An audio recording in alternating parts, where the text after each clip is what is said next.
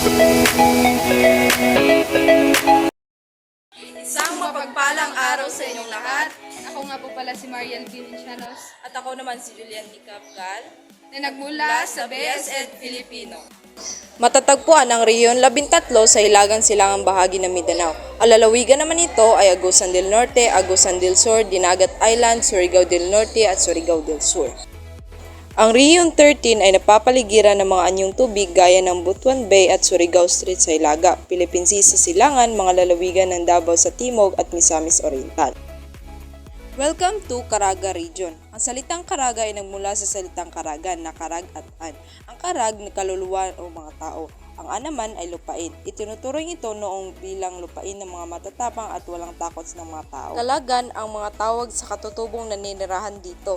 Karagan naman ang tawag sa kanila ng mga Espanyol na mananakop noong dumating sila sa lalawigan ng Surigao. Karamihan sa mga taong naninirahan dito ay mga Bisaya at mga pangkat etnik, rin gaya ng Manobo at Mamanua. Ang karaniwang dialekto na ginagamit sa rehiyon na ito ay Bisaya at Cebuano. Pag-ulan ay nangyayari sa buong taon at ang malakas na pag-ulan ay karaniwang nangyayari sa pagitan ng buwan ng Nobyembre at Pebrero. Ang Cebuano ay sinasalita ng 33.97% ng kabayan sa rehiyon. Ang wika ay nagsisilbing lingua franca sa rehiyon na ito. May kabuuang sukat na 18,846.97 km. Ang pangunahing produkto naman nila ay gulay, mangga, saging, palm oil at mais. At ang pangkat naman nito ay Ita, Mamanua, Bagobo, Higaonon at Manobo. Dumako naman tayo sa mga lalawigan at kabisera ng Rehiyon 13. Una, Agusan del Sur, na ang kabisera naman nito ay Prosperidad.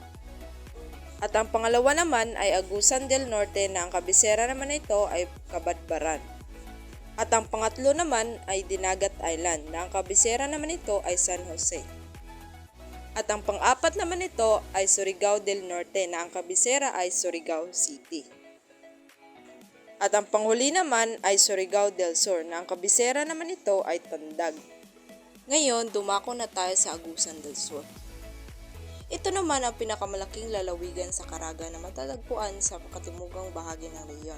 Pagsasaka ang kanilang kabuhayan, palay, mais at iba pang klase ng prutas ang tinatanim ng mga naninirahan dito.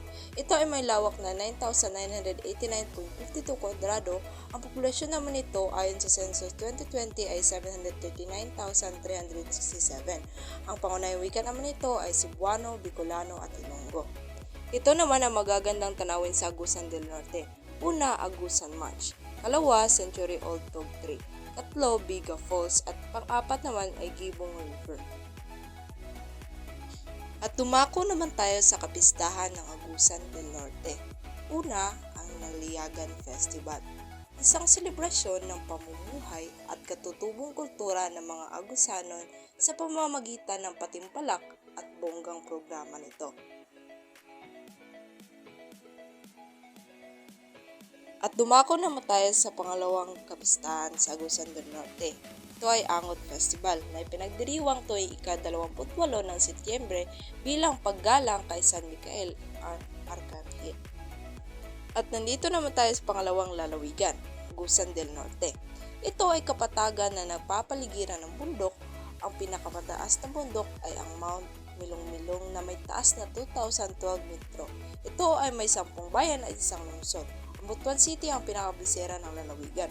Ito ay may populasyon na 387,580 sa may 91,016 na kabahayan. Yan naman ang mga magagandang tanawin sa Agusan del Norte.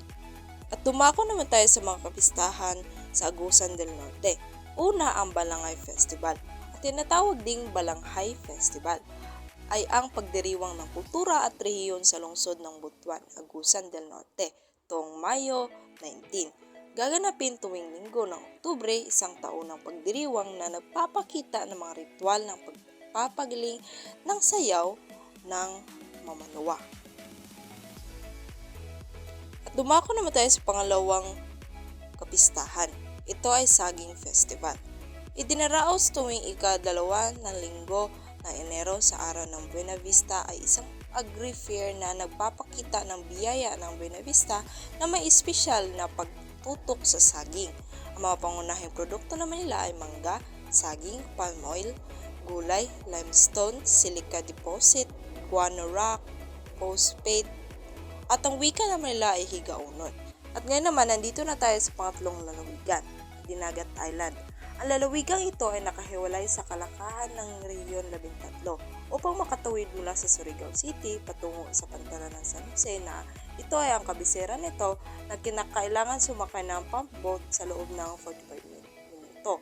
Ang populasyon nito ay ayon sa Censo 2020, ito ay may populasyon na 10,621 sa may 2,512 na kabahayan. Ang lawak naman nito, kabuuan ay 159.94 km. Ito ay isa sa pinakapaliit na probinsya sa bansa. Ito ay binubuo ng Dinagat Island at mga nakapalibot na maliliit na isla gaya ng Kabilan Island, Isla Aga at lalaking bukid at mga islets ng Kisses at Puyo. Grabe no?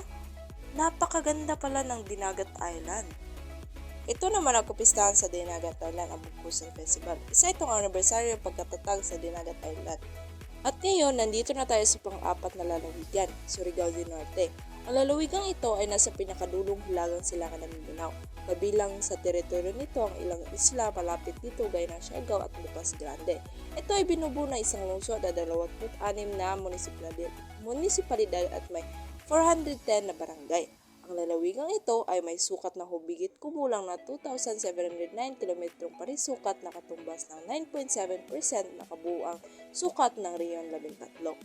Ang kabisera nito ay Surigao City, ang nagsisilbing fish port at nagsusupply ng isda at iba pang pagkaing dagat maging sa Hong Kong, Japan at China.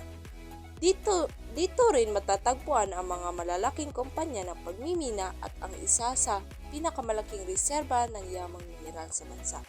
Grabe no, hindi lamang dito sa Pilipinas kundi sa ibang bansa ay makapagsusupply tayo ng mga isda.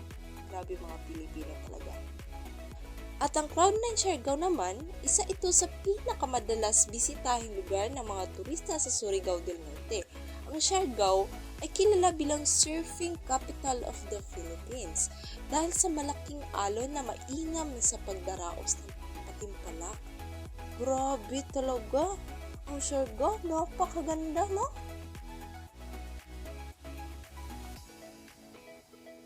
At dumako naman tayo sa mga pistahan sa Dinagat Island. Una ito ay ang Santo Niño de Bad Asay Festival. Tuwing Enero 14, ang Surigao del Norte ay nagdiriwang ng isang buwan bilang parangal at kapistahan sa banal na Batang Jesus na ginaganap sa farm village ng Barangay Serna. Wow, ang ganda! At ngayon, nandito na tayo sa panghuli nating lalawigan, ang Surigao del Sur. Ang lalawigan ito ay matatagpuan sa direksyon timog ng Surigao del Norte. Ang lalawigan ay may sukat ng 4,932.70 square kilometer o 1,904.5 square miles. Ang populasyon nito ayon sa 2020 census ay 642,255.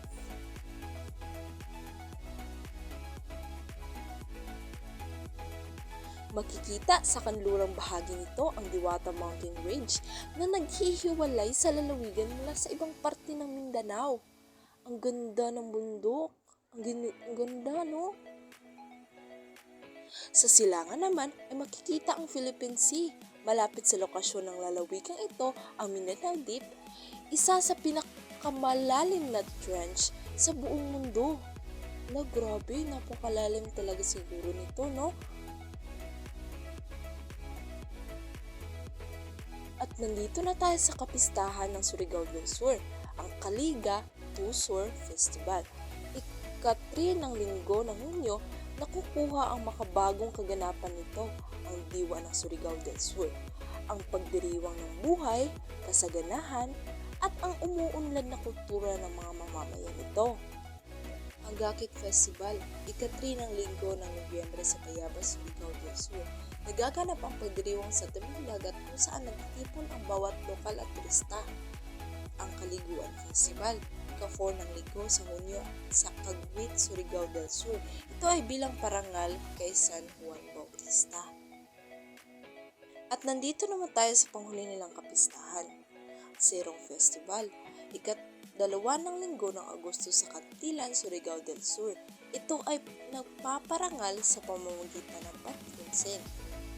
Ang panghuli nito, ang Mokong Kamahan Festival, ika-2 ng linggo ng Nobyembre sa Carmen, Surigao del Sur, isang pagdiriwang ng masaganang ani ng mga magsasaka. At ngayon, dumako naman tayo sa panitikan ng Rehiyon 13. Ngayon, ito ang mga salawikain at kasabihan sa Rehiyon 13.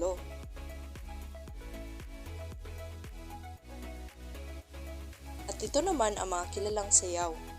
Una, Inamo Monkey Dance, nabuhat sa pangkat ng mga lalaking asawa na sumama silang magsayaw ng inamo upang pagdiriwang ang kanilang gawain.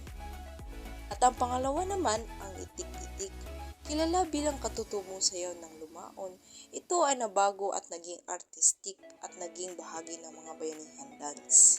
At ito naman ang mga kilalang awitin sa rehiyon, ang Uwaging Uwahin, Mandata, Lilinday, at Nalit.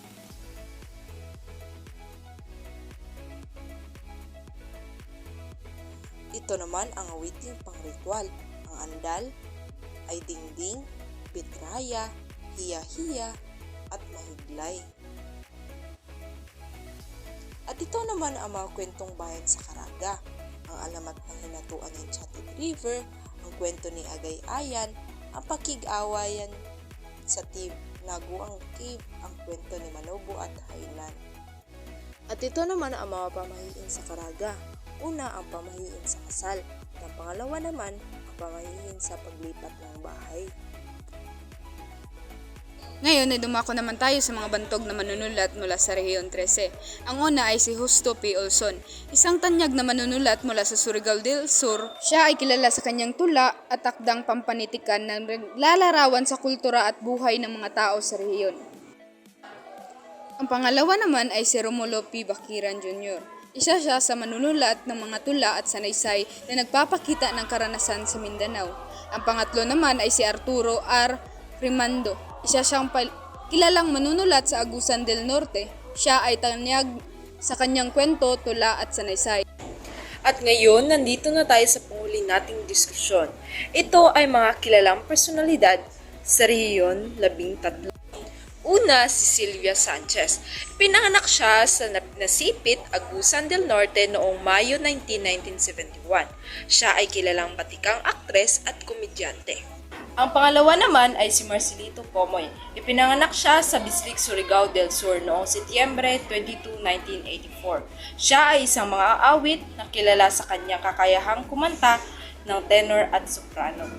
Ang pangatlo naman ay si Gabriel Amigo III. Siya ay pinanganak sa Bislig, Surigao del Sur noong Hunyo 1, 1991. Siya ay isang kilalang mountain bike athlete.